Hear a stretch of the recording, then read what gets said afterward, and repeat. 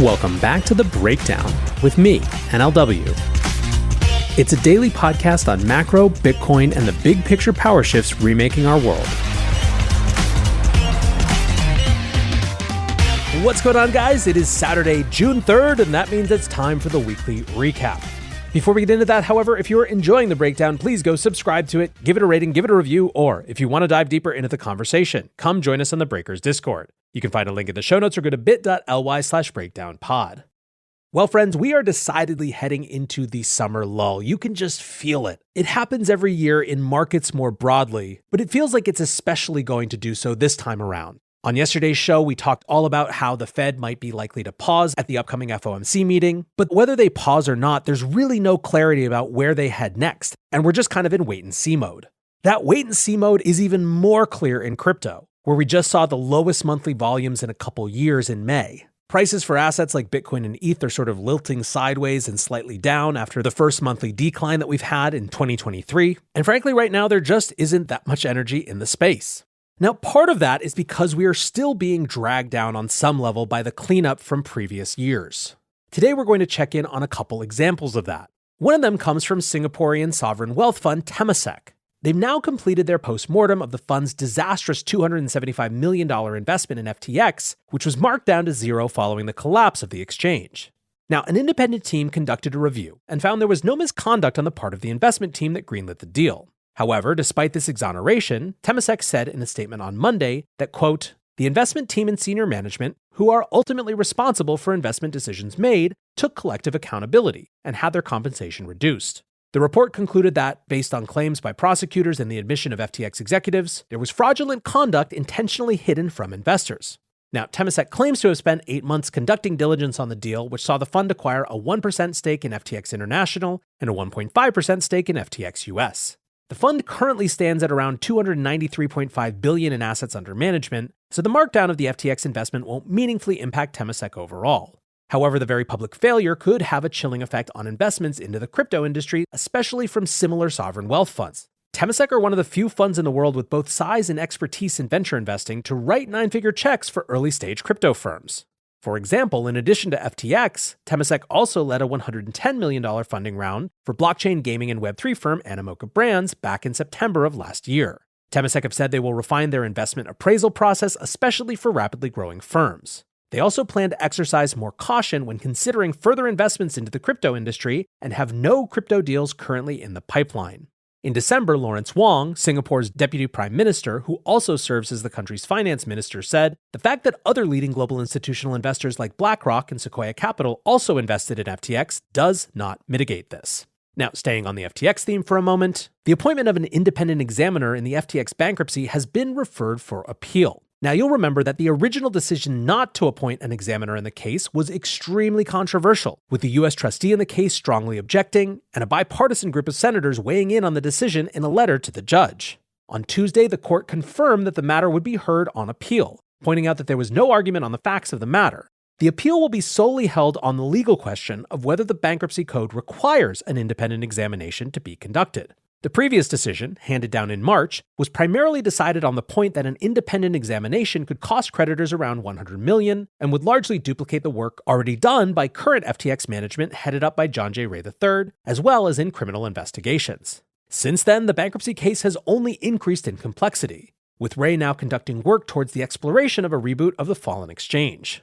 At the same time, however, there has also been consternation around the cost of the case, with legal fees running at over $30 million per month. Now, in the Celsius bankruptcy, an independent examiner was appointed, and important evidence on the improper use of customer funds was uncovered. However, it's much less clear what additional insight could be gained by an extra pair of eyes on the FTX case. Now, one more story on the FTX side. In court documents filed on Monday, prosecutors in Sam Bankman-Fried's criminal case said that charges ought not to be dismissed. Shocker, that one. In early May, Sam lodged motions to dismiss 10 of the 13 charges against him, although he did not seek to dismiss charges of securities fraud or money laundering. Most of the arguments made by SBF's team hinged on technicalities according to prosecutors and do not warrant dismissal. One of the arguments, for example, was that Bahamian officials had not agreed to additional charges filed after Sam's extradition. Since the extradition in December, additional charges regarding campaign financing violations and bribing Chinese officials have been alleged. According to extradition law, prosecutors must disclose all of the charges that will be put forward ahead of time. To that end, prosecutors have now sought the agreement of the Bahamian government on the new charges, stating that they will drop the charges if they do not consent to the charges proceeding. Prosecutors have argued that the court should refuse Sam's dismissal motion in the interim. Additional arguments were made around the jurisdiction of the United States to prosecute financial crimes abroad. SBF's team had argued that commodities fraud occurring in the Bahamas is no business of U.S. prosecutors and should therefore be dismissed. The DoJ argued in their response that the impacts of Sam's fraud were felt in domestic crypto markets, providing prosecutors a jurisdictional nexus to bring charges. Now, as you know, SBF is currently scheduled to stand trial in October. Moving to the world's current biggest exchange, after warning customers 2 weeks ago, Binance Australia has closed down bank transfers, being unable to find a replacement payments partner.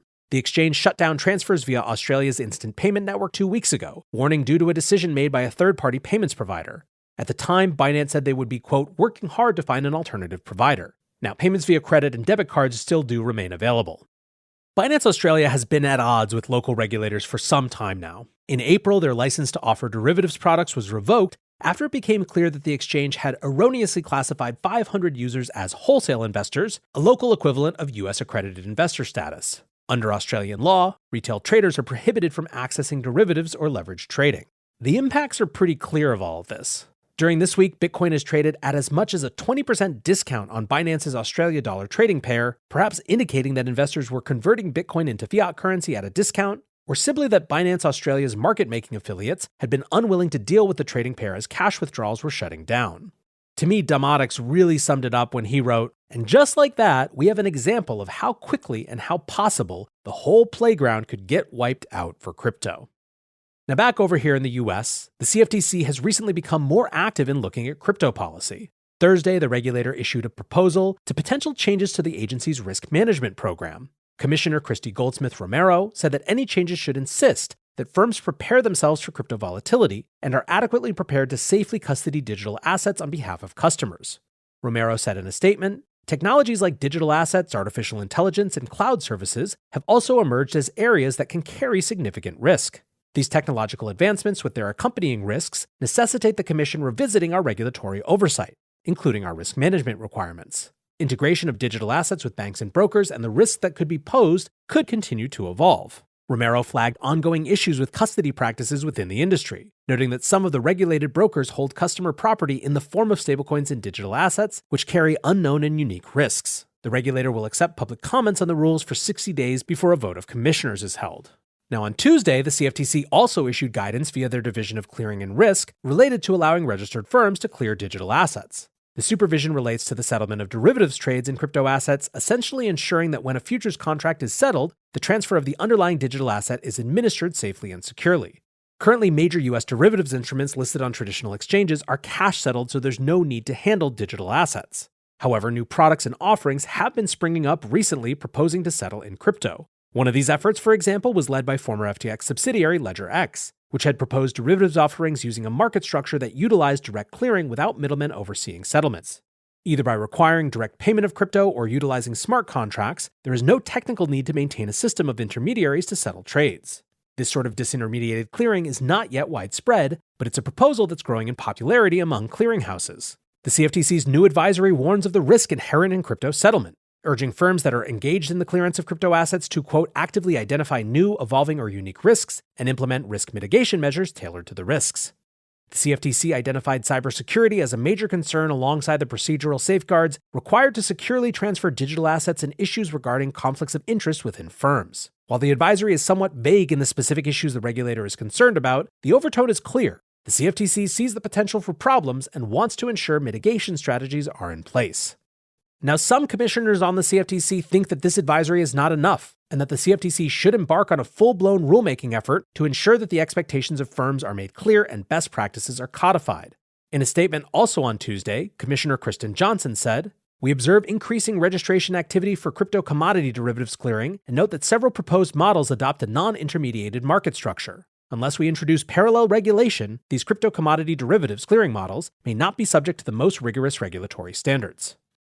Now, the turf war between the CFTC and the SEC over who gets to be the primary regulator for the crypto industry has now been going on for the better part of a year, but we're still no closer to firm and clear guidance on how firms can proceed.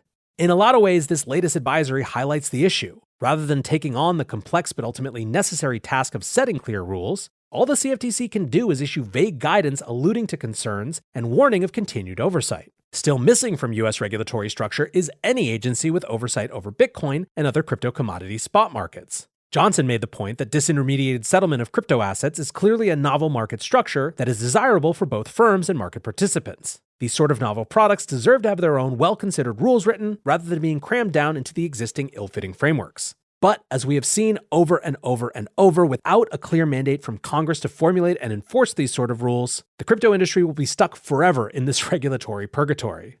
Obviously existing, but unable to be comprehended or governed properly by existing regulations. This is deja vu and not the good kind. This is the part of Groundhog Day, where Bill Murray is just trying to off himself over and over because he's so bored with the same thing. But it is where we are, and unfortunately there is no way but through. Hopefully now that the debt ceiling deal is in the rearview, crypto's advocates in Congress can get back to the difficult work of actually figuring out some common sense rules for how to regulate this thing. Until then, I'm sure we'll keep having these debates to talk about. That is it for this weekly recap. I hope you are having a great weekend. Until tomorrow, be safe and take care of each other. Peace